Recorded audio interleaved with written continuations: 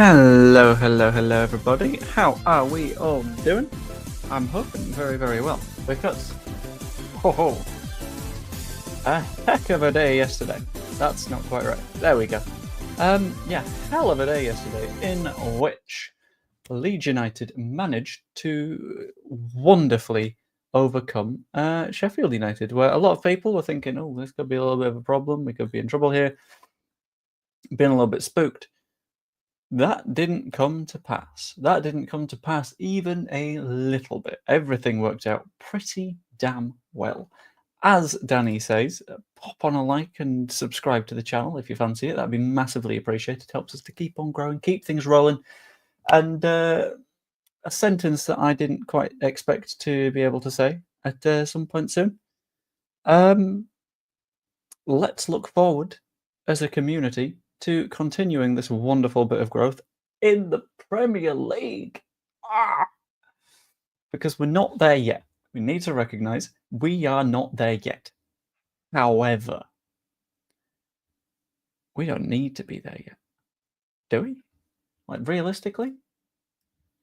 Because if you're having a look at what we've done so far this season, is absolutely ridiculous. So, popping open our good friend Flashcore. Am I on the wrong version of my camera? I don't know. It's not the virtual camera, so I can't do a little bit of a faff around. But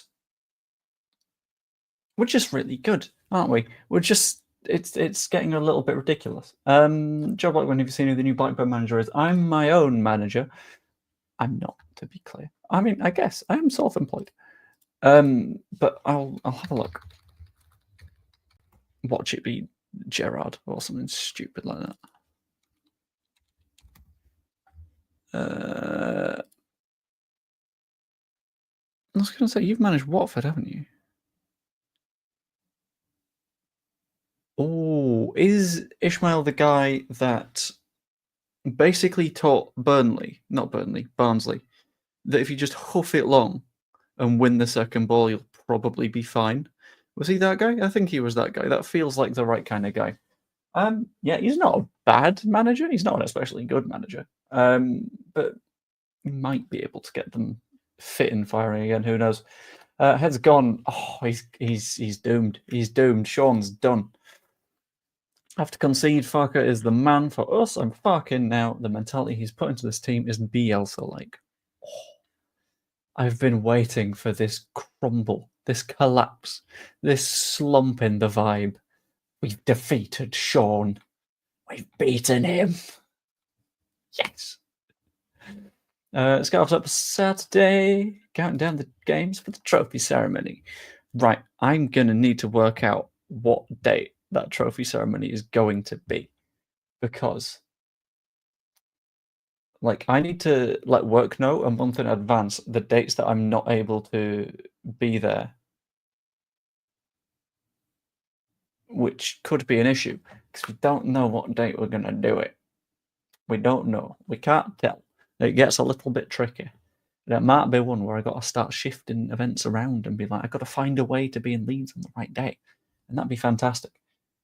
Any game going forwards. How do you know what day it will be? That's the thing. You don't.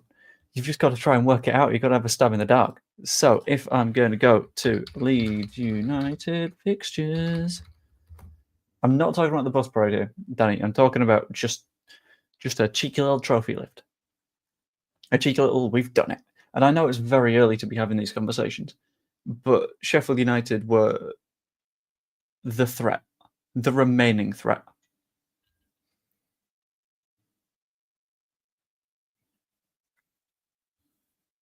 And we just put them down.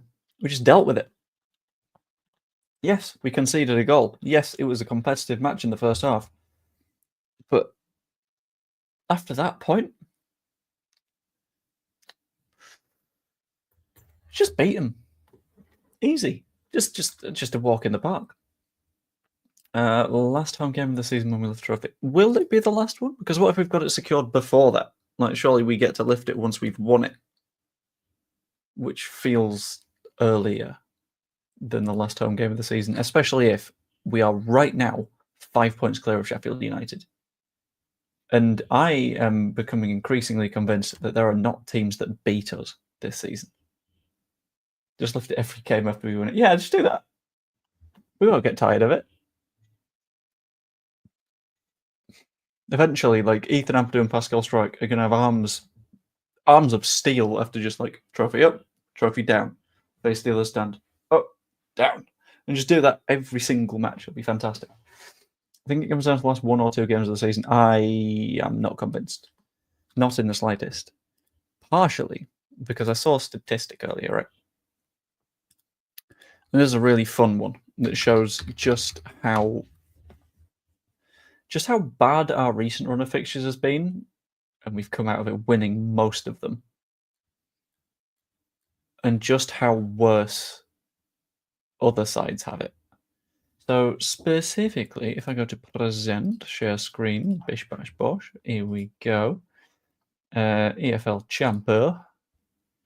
There we go. So this is the remaining fixtures for. That's too big, isn't it? This is the remaining fixtures for each of the sides. Why has it shared the screen quite like that? Hold. Patience. Pause. AO. There we go. Has that worked? That's worked better. Right, okay. So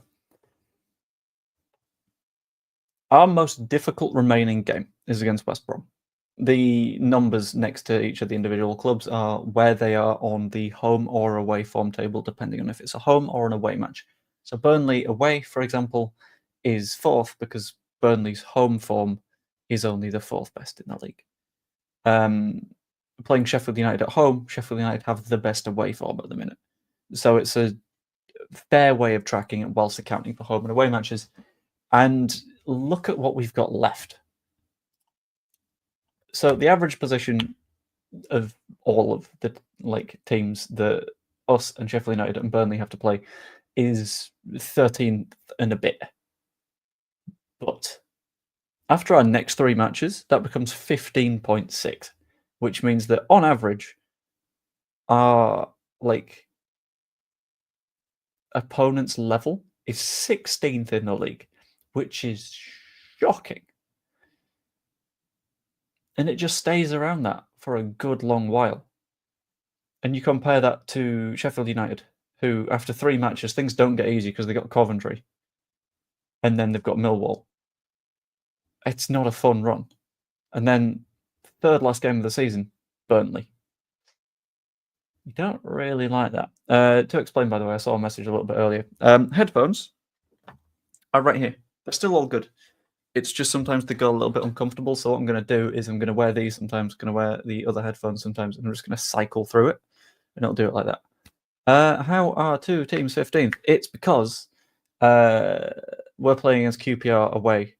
QPR's home form is the 15th best in the league. We play Swansea at home. Swansea's away form is the 15th best in the league.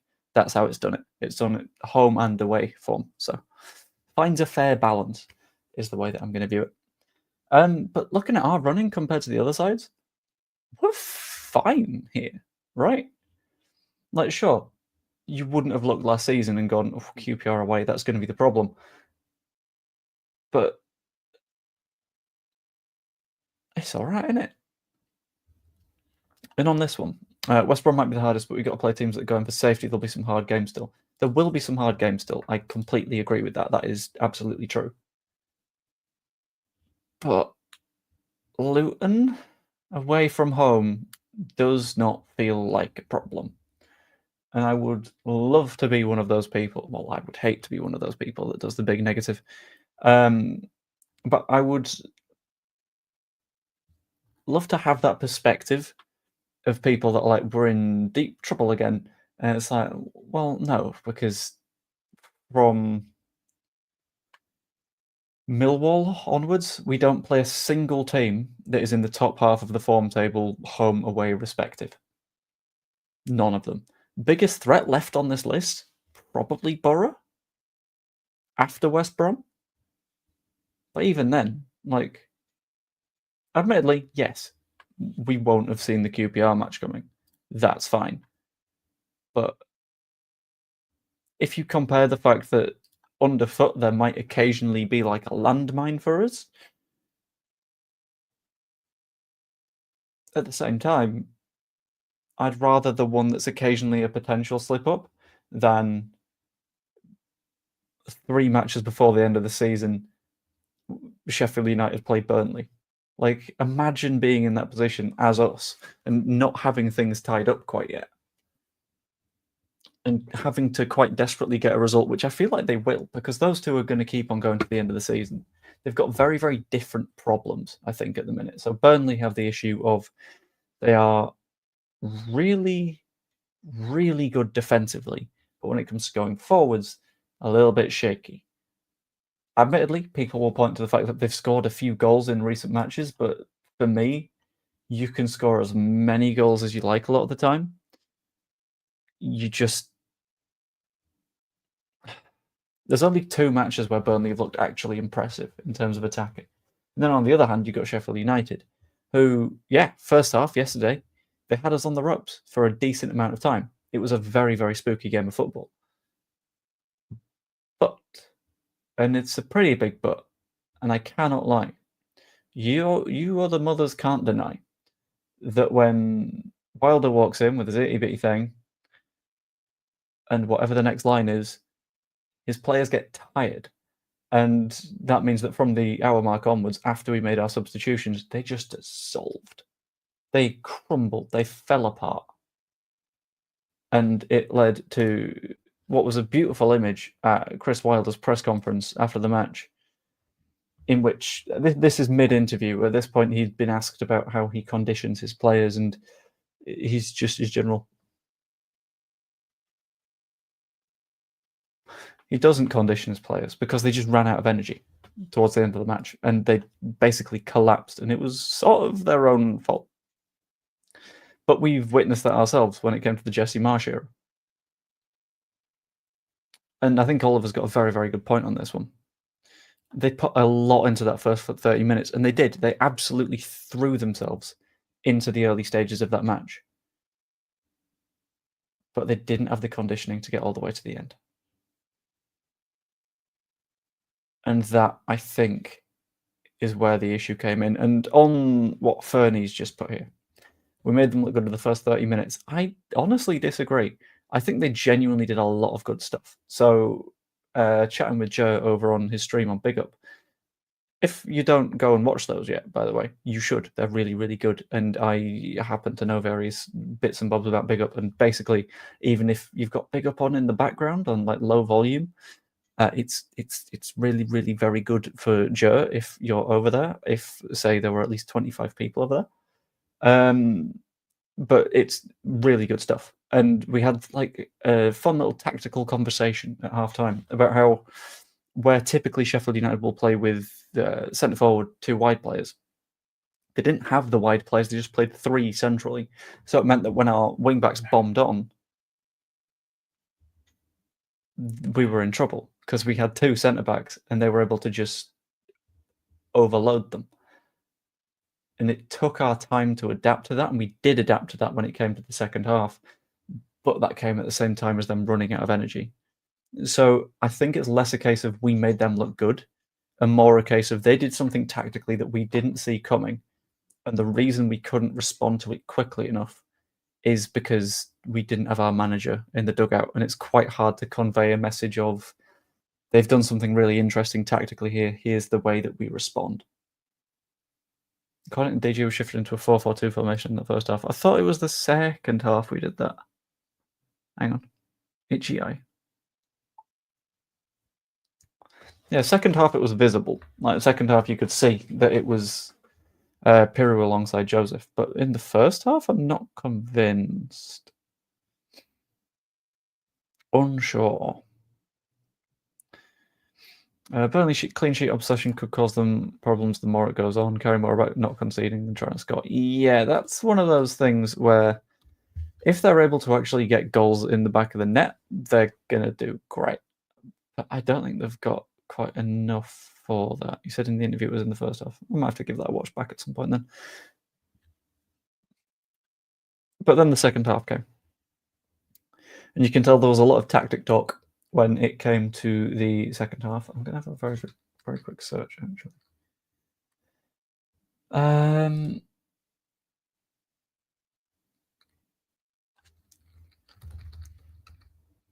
Oh, that's the one. Sorry, I forgot the name of a thing. I've remembered the name of the thing now, which is very, very good to do. It was on the 21st, wasn't it? Was it on the 21st? No, it wasn't. It was the 24th. There we go. Where's my sweet, sweet data? Hey, hey. Okay, so Opta, the sports stats company, do a thing where they will, as a match is going on, just live give updates on what's happening. To be clear, by the way, on this one, it's really hard to actually be mad at Ilya Meslier for that own goal. I know a lot of people will be. I know a lot of people will absolutely back their agenda. But for me, what he's done there is he's made a really, really strong first save, and then he's scrambling for the second one.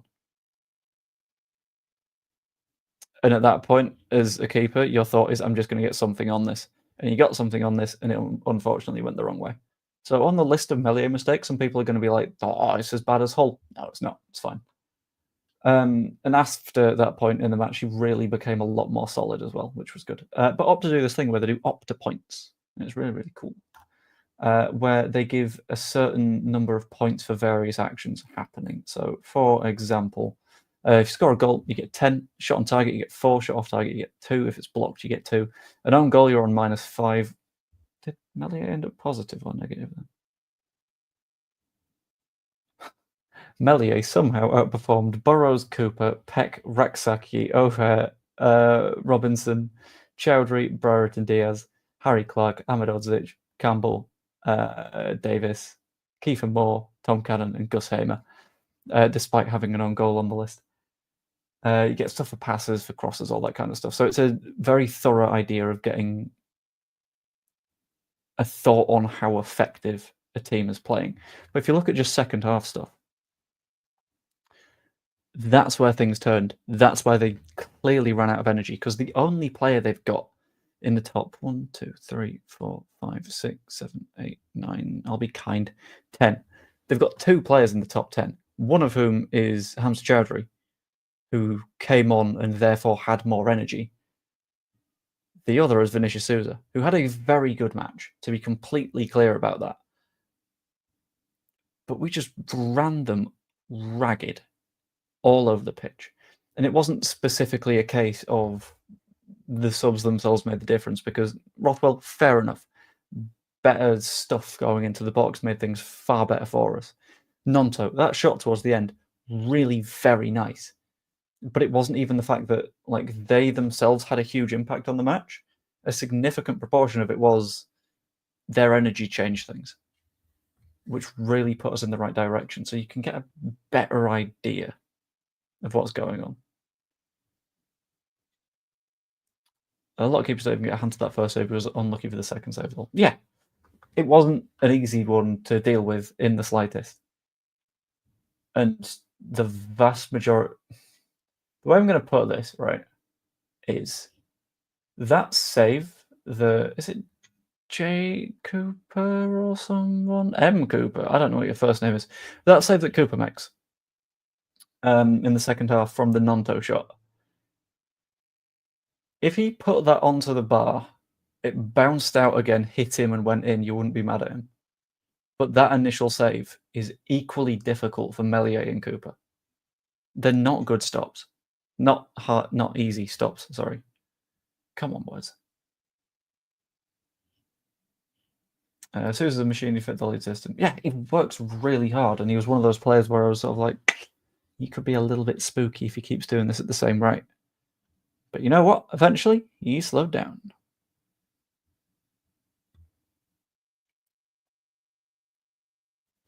No, but this is the thing, right? Because you have to look at events in isolation. And you have to think, is someone actually to blame for this? Or am I putting the blame on them because of past events? Because sure, he got the last touch that put it in the back of the net, but at the same time, there was a completely unmarked header that puts it onto the post. And the only thing that Meslier can try and do is get a touch on that ball. And he does. It goes the wrong way. And he can't get a touch on it with his other hand because his other hand is helping him to balance. And if he loses balance, falls backwards, then the ball trickles along the line. Who's there? Callum O'Hare, whose header he's just saved.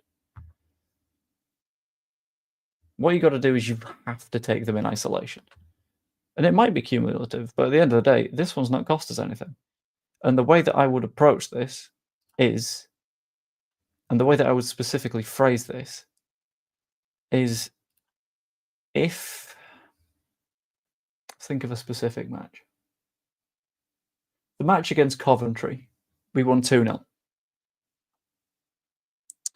And about 5-6 times, plus Pascal stood behind him so I could get full body behind the ball. And where the fuck was I? I got distracted reading a comment.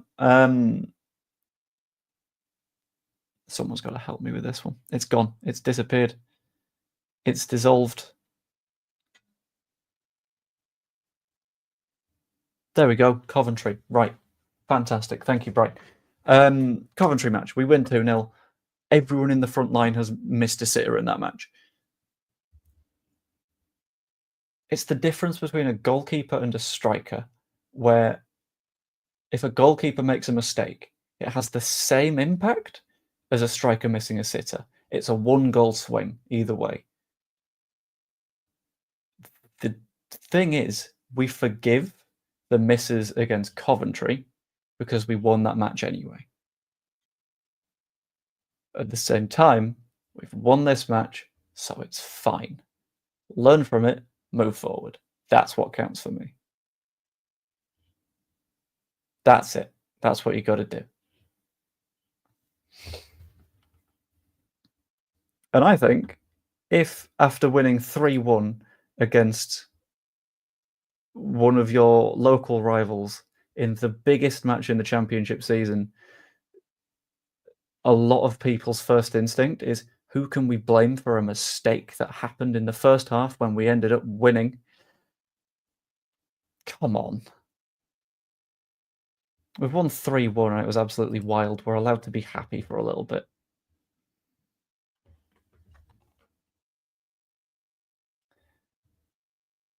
And there's this. Yeah, he shouldn't have had the opportunity to make a save in the first place.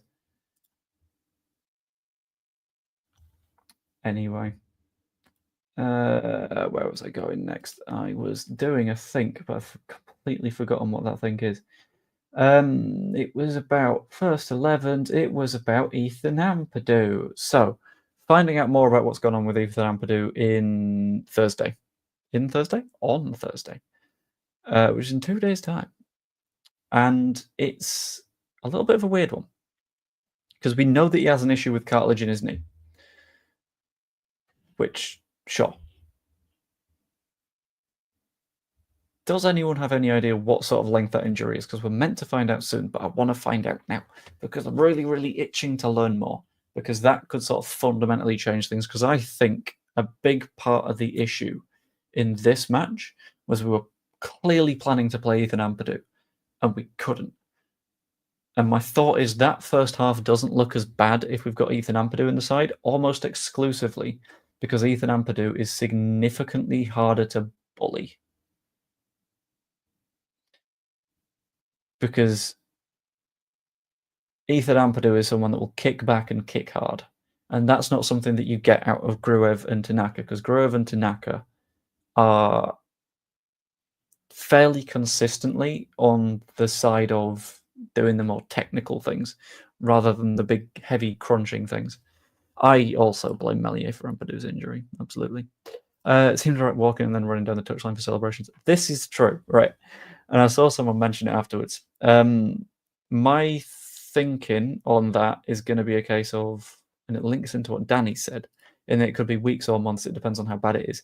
My thinking is it's on the less bad end of the spectrum, but we've done a little bit of learning from the Strauch issue.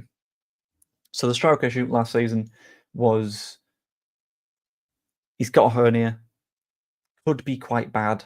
We could put him in for surgery, or we could hope it gets better. To me, the Ampadu thing feels like there's a potential issue there that could fix itself on its own, or we could just fix it properly. And it looks like that we've learned from that. And this is a really good point as well, because walking on it and running on it is different to playing a football match at high intensity. It's different to getting into slide tackles. It's different to all of that stuff. So I think it's a case of playing it safe and making sure that we don't turn it into a bigger issue. Because a lot of the time, you don't need surgery to fix a thing, but you need surgery to make it a permanent fix. And that feels like the case here. The case of it being a significantly safer and more long-term option. Because we're currently in a position where we've got a decent amount of depth. We've not got any other severe injuries in the centre of midfield, which is where Ampadu is ideally going to be playing. So it seems sane to fix it as much as we can. If he's running and jumping like he was, it's not a career under surgery, it's either minor and a bit of recovery or amputation. I think we do an amputation, but replace it with like a bionic leg. The next time he goes in for a slide tackle, he doesn't hurt himself, which would be very, very clever. Likely a simple keyhole procedure. It's difficult to know how the joint will react in recovery, though. That's true. That's true. Which is why it's a case of wait till Thursday, but I don't want to wait until Thursday. I want to know now. I want to know. I say want to. I gotta know. But I don't have tons left to say on the match. But I believe we're going to take it over to one of our favourite places. We're going to take it to Questions Corner because I realised a few minutes ago that I've not eaten properly today. And I need to do that fairly sharpish. So if anyone's got any questions, chuck them in the chat. And I'll answer whichever ones I can. And it'll be a good time. It'll be a good, nice, good chill. Lovely and relaxing. When's Voba back? I do not know. Was Voba on the bench last night? I'll be honest, I was doing a work shift at the same time. So I missed it a little bit. Leeds versus Sheffield United. Let's have a look. Voba was not on the bench last night. I cannot believe you lied to me like that. I think he's a few weeks away from recovery, but we'll find out. Joe, do you get my inbox on Instagram? Probably, but the issue is I don't really check Instagram that often. I'll have a look, though. Question is, which Instagram? I have two. That's not Instagram. That is Facebook. Go back to Instagram, friend. That one.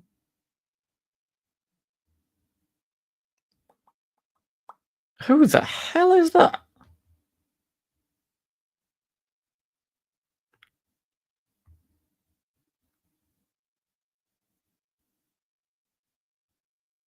How dare you? That's unacceptable. Not. Question, is Sean Healy actually a Man U fan / planning his job to sow division in the fan base by moaning about a different player each week? Who knows? Maybe. I mean, my ongoing theory is that he's, like Captain America, the Winter Soldier, where Bucky has like activation words and it just turns him into like a murderous super spy. I think that is shown, but it's not activation words, it's seeing a thing on a football pitch. So Leeds don't win. Like, triggers like a fuck out response and all that kind of stuff. And I think it's that he's the scum bastard Winter Soldier, I think. That's what I'm going to go with. The scum bastard Winter Soldier. What a name. 1 second.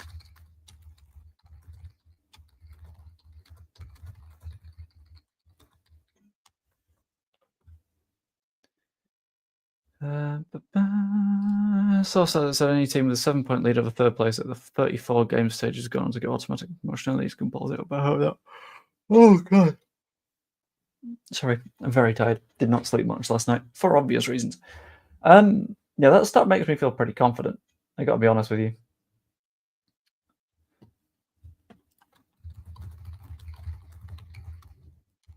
But then again, I've been fairly confident for a while, and the fun part is, right, people that are regulars to this channel, which hopefully you are, and if you're not, I'm going to be really, really sad at you.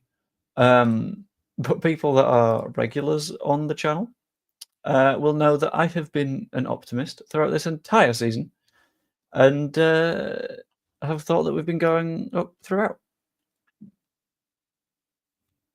So I'm no more optimistic than I was at the start of the season. I'm no more optimistic than I was after the Blackburn match. In addition to that, we know this. I did a Blackburn vlog where I was like, yeah, this loss isn't going to derail our season. And you know what? We've not lost since. It's fine. We are good. And let's just stay happy. Do you think we should bench Grove? He's looked a bit off the pace for 2 games in a row now. I would have said yes, but we don't have Ethan Ampadu. In away matches, I will still land on that Grove to Naka midfield making sense, just because it makes sure that you've got a little bit of a defensive presence in there, because Tanaka is sort of box to box rather than just being deep lying, and Grove's a little bit more of that deep lying guy. Since we've transitioned into doing that, I think we've conceded like 1 in 4 games or something, which is a really good defensive record. So I think we stick with that. I think Grove Tanaka works for the away games, and then the Rothwell Tanaka at home is all fine and well, I think. Where are we? Do secure playoff place with 2 more wins. I genuinely think we might have a playoff place sorted already. So I'm just going to search Championship table. I'm ideally going to get the Google version of it as well. I'm going to go to last season. Yeah, last season, 75 points got you in the playoffs. 71 would have gotten you in the playoffs. So, like, Sheffield United would have been a playoff team at this point, because Hull City were on 70. They would have beaten them on goal difference. So I think playoffs are fine. Would there be a year when we're not sorted for the playoffs? Season before that, yeah. Season before that, yeah. Season before that.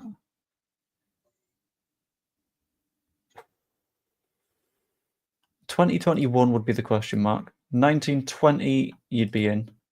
18-19, in.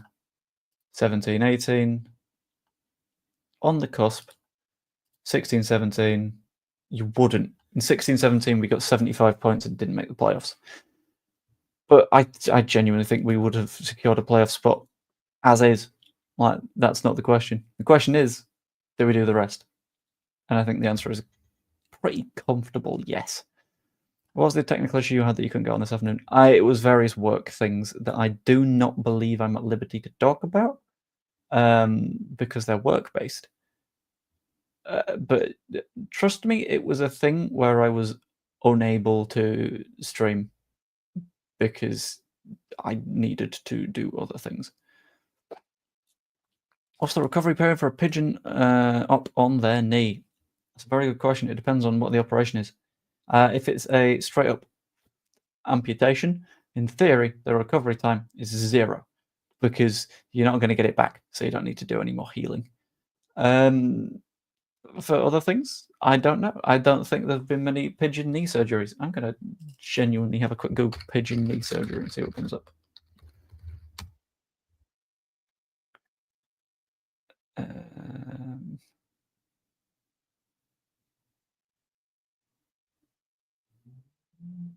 Apparently you can do...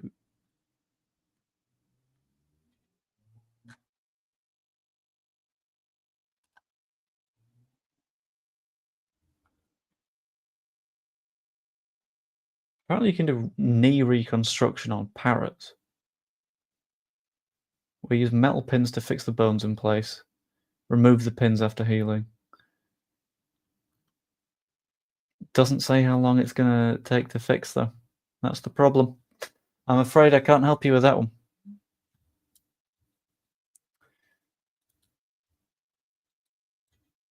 Uh, 6 to 8 weeks. Is that for a pigeon knee or is that for a human knee? Because they're very different questions. And in theory, pigeon doesn't necessarily need to stand. It's got wings. It can fly for a really, really long time. So it's fine. Pigeons don't have knees. What? Sorry? Pigeon skeleton. Yes, they do. How dare you?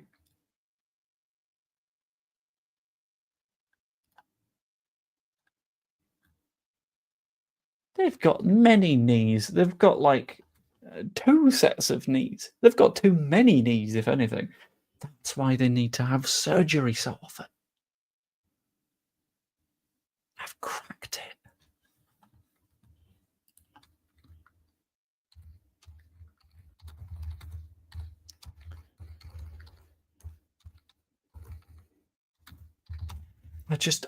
Oh, there we go.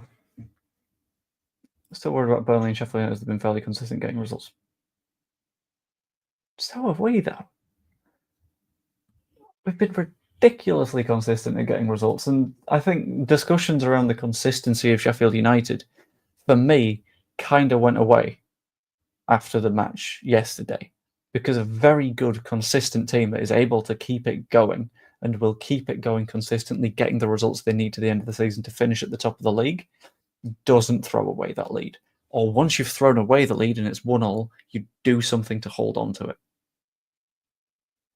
They had a 17, maybe, minute period where they could have, and they didn't. So that's why I'm not as concerned about them. And this is a point as well. Burnley being in the FA Cup this weekend is going to hurt, because they're going to slide even further back. And the further back they slide, the better position we're in. If we win this weekend, Sheffield United lose, we are that 8 points clear, and we are 10 clear of Burnley. And at that point, you're looking backwards and going, I don't know if you can keep up. And they will be looking at it and saying, we've got 11 matches to close an 8-point gap. In Burnley's case, we've got 12 matches to close a 10-point gap. And that's not where you want to be. What we really need to see is we need to see Sheffield United drop some points. So they're not looking forward anymore. So they're looking back over their shoulder. Because right now, I reckon the feeling around that Sheffield United camp is very much, we've balls this up, we're not winning the title, but we can win promotion. If they drop points against QPR, because travelling to QPR after you've stumbled in a promotion race, being a newly relegated team,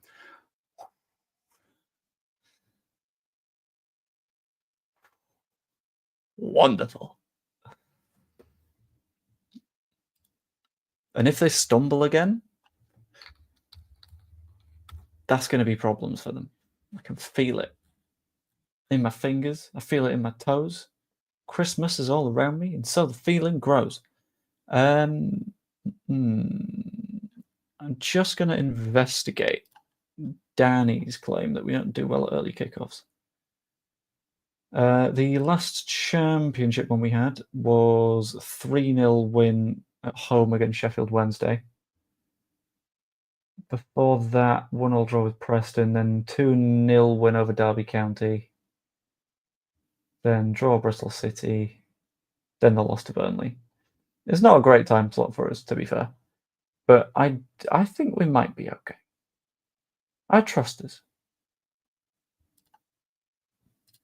I do very, very genuinely believe that even though it's an early kickoff, it's not going to be an early kickoff that has a significant problem. We're going to be on the comfier side with it, which is all good. I'm going to return us to the wonderful little questions corner as well, because I'm going to do 2 or 3 more questions, then I'm going to bring the stream to a close because I am tired and I am hungry and I still have my work to do this evening. But what I'm going to do is I'm going to set a redirect at the end of the stream that is going to ping you over somewhere. I've not decided what the somewhere is this time, because I'm going to have a look and see who is live a little bit later on. But when we're going to go over,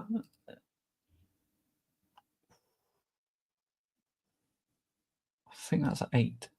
Yeah, okay, cool. Final word is on at 8. You've not yet, Mark. I'm going to go for another 5 minutes or so. Yes, Joe is on at 8. So I've set up a redirect to go in his direction. What we're going to do is we're going to raid, but he's not going to be live yet. So when he does go live, we're gonna do a raid by a different name. We are now the Pigeon Surgeon Skeleton Crew, and that's what we're gonna get using as the message when we do a raid. Whereas the onesie today, it wasn't a onesie, it was a snuddy, and it's there. It's right there. I'm just not wearing it because I wasn't that cold. That was fine. What's Australians West Brom? That is a very, very good question. I will have a look.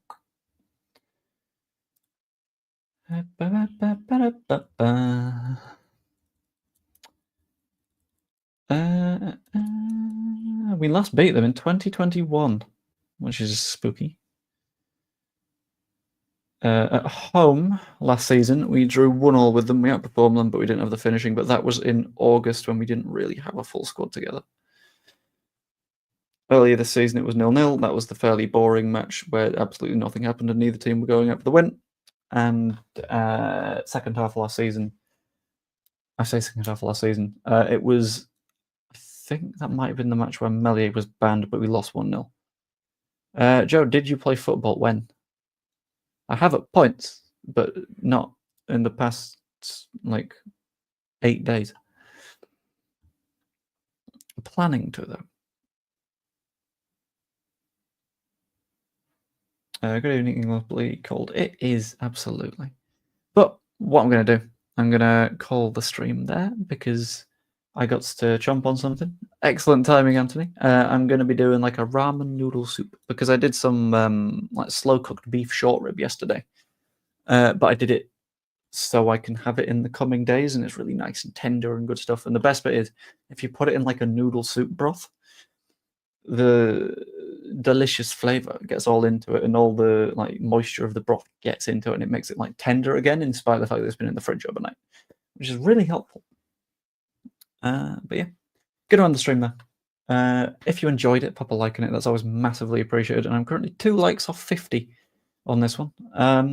If you're not subscribed, hopefully it'd be really appreciated if you could subscribe to the channel as well. That'd be absolutely spectacular. And yeah, hope you enjoyed.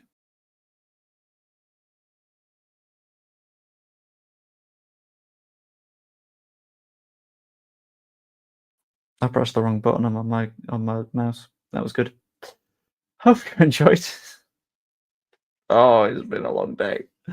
I will see you later. Doodaloo. God.